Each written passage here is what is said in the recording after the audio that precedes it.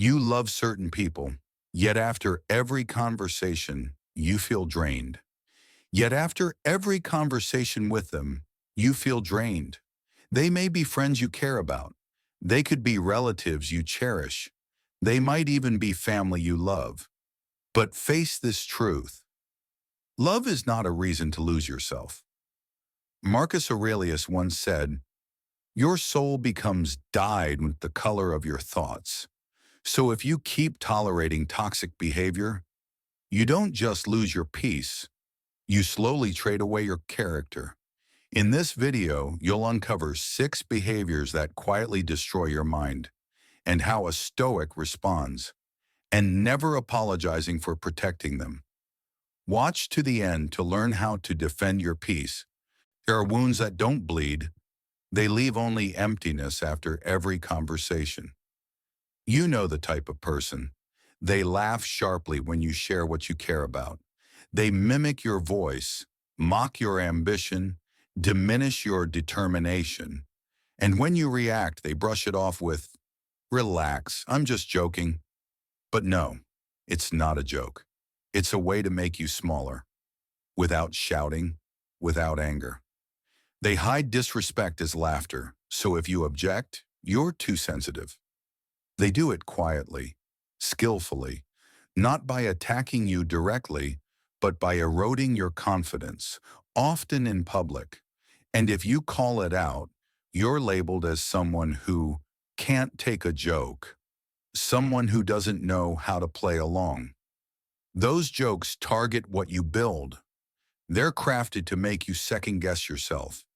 They aim to make you doubt yourself. And that is the real goal. In Stoic philosophy, mockery isn't something to answer with anger. It's something to meet with calm indifference, like standing still in the middle of a storm. The moment you refuse to flinch, you reclaim your power. You don't need to raise your voice to demand respect. You simply stop laughing with them and step out of the cruel game you never agreed to play. Sometimes her silence is the strongest statement. I am no longer an easy target. You've grown used to people using jokes to shrink you. When jokes fail to control you, they seize a more potent tool, your feelings. They don't yell. They don't threaten. They simply look at you with disappointment and say, "If you were really like this, you wouldn't love me. You've changed. You weren't this cold before. After everything I've done for you." And suddenly you start questioning yourself. Am I being careless? Am I too rigid? Am I actually the one at fault? This is emotional manipulation, a quiet way to make you shoulder their chaos. The more you care or explain, the more power they hold. The more you explain, the more power they hold. Manipulation isn't an argument. It erodes your self-worth silently. Little by little, you change your decisions, not because you want to, but because you're afraid of hurting them. Remember what you saw earlier. Mockers use laughter to make you smaller. They use tears, silence, and guilt as traps. Take decisive action to protect your boundaries. Interrupt the emotional loop with one honest question. Ask, am I living by my values or shrinking for someone unwilling to change? You were not born to be a healer for people who won't heal themselves. You can love deeply, but love must never become the handcuffs that lock away your inner freedom. There are people who don't yell at you. They don't openly make you feel guilty. They just sit there, day after day. They quietly leave you feeling tired and heavy. They don't attack you. Instead, they drain you. They meet your positivity with doubt and your ideas with reasons for failure.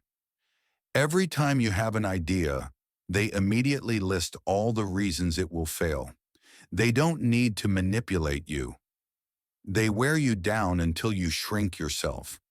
You don't notice it right away because they're not exactly cruel, just tired, dissatisfied, and always in need of someone to listen to their complaints. But you need to understand this. Repeated negativity is a deliberate behavior. If you keep listening, you clean up their emotions for free. Remember what came before. Manipulators use your emotions to control you. Chronic negative people use their suffering to make you forget that you need peace too. And if you don't stop, this is what happens. You stay around people who never take responsibility, and somehow you end up explaining problems you never created. You cannot build a strong inner life in a constantly noisy, chaotic environment. You cannot think clearly. When you're busy cleaning up emotional messes, others dump on you every day.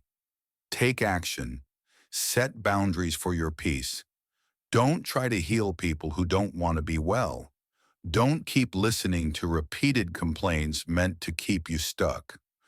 Real peace isn't about pleasing everyone endlessly.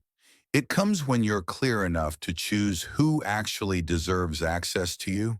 The more you give in, the more innocent they appear.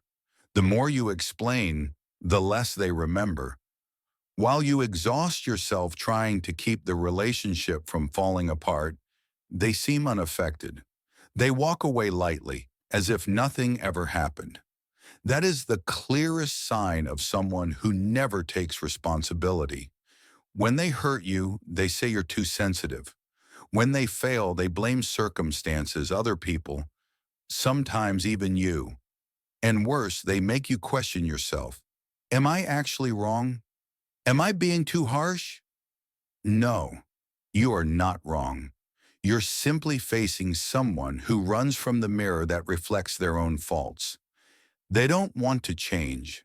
They seek forgiveness, again and again, without change. And if you keep forgiving without boundaries, your kindness becomes permission for them to do it again. In Stoic philosophy, a mature person doesn't demand apologies. They observe behavior, because an apology has no value if it isn't followed by change. Stop chasing explanations. Start choosing for yourself. Let your actions deliver the message clearly. I will not stay in a relationship where responsibility only flows one way. Action is not about punishment. Action is knowing when to stop, to protect your self-respect and your inner integrity. You don't need anger. You only need enough clarity to walk away. When the other person keeps choosing to stand still, even after hurting you again and again. Not everyone who smiles when you succeed is happy for you. Some people clap only to keep their hands ready, ready to push you when you're not looking. Jealousy and quiet competition don't always show up as cold stares or sharp words. Sometimes they appear in forced laughter, insincere looks, or those long silences when you make real progress. You share good news. They change the subject. You get recognized. They bring up your old mistakes. You grow, and suddenly they compare. Pull back, as if your success is somehow wrong. Envy makes people unable to witness someone else's success without feeling diminished themselves. And instead of facing that insecurity, they compete in silence, trying to pull you down just enough to feel equal again. This is one of the most subtle forms of toxicity because the envious person pretends to support you until your light becomes too bright for them to tolerate. And while you exhaust yourself trying to maintain the relationship, you may forget one essential truth. You do not need to shrink for someone else to feel big. Be clear enough to notice indifference disguised as coincidence. Be calm enough to stop explaining yourself to people unwilling to understand. And be decisive, quietly but firmly. Create distance, firmly and respectfully, from those who cannot celebrate your achievements. This protects your well-being. You don't need their approval. You need to protect your progress from insincere eyes. Because if you don't, you'll reach the final stage, where every boundary you set is ignored, and the peace you've built keeps getting invaded. Success doesn't need to be displayed. It needs your protection, but it does need to be guarded from those who see you as a rival, not a companion. They don't need to raise their voice to control you. They only need to ignore one thing: your no. You clearly said you need personal time after 9 p.m. They call anyway, disregarding your words. You said you don't want to discuss a certain topic anymore. They bring it up again, on purpose, deliberately pushing to see if you'll break. That isn't care, and it isn't accidental. It's a deliberate, repeated violation, a way of measuring how much you're willing to tolerate. And every time you stay silent, give in, laugh it off, or over-explain, you're not just losing a boundary, you're sending a message. My limits are negotiable. People like this don't need you to get angry. They only need your inaction. Because by not acting, you make it easier for them to gradually claim more and more control over different parts of your life, like expanding territory, from your words to your time, to the way you live. One day you realize you're no longer fully yourself. You can't tell where your real needs end and where constant accommodation begins. You drag through your days, exhausted for reasons you can't name. You feel uneasy, but you can't name it. That's the cost of not protecting your boundaries. Remember this: boundaries are not walls that block love. They are gates with intention, open to respect, closed to control. You don't need to shout to be taken seriously. You only need one thing. When a boundary is crossed, do what you said you would do, not to punish, but to remind yourself of this truth. Peace is not something others give you. It's something you preserve. By knowing when to quietly close the gate on unhealthy behavior, sometimes for good. No one destroys you faster than the people you allow to cross your boundaries. Peace doesn't disappear all at once. It leaks away every time you stay silent when you're disrespected, every time you give in because you're afraid of upsetting someone. Inner discipline begins the moment you stop tolerating what harms you, tolerating toxic jokes, tolerating guilt placed on you, tolerating negativity, envy, and boundary violations. Freedom isn't doing whatever you want. Freedom is refusing to do what goes against your values, no matter who asks. Ready to choose peace? Comment, I choose myself. And remember, the closer you are to calm, the closer you are to real strength. If you want to keep training a mind that is calm, clear, and unshakable, subscribe to the channel now.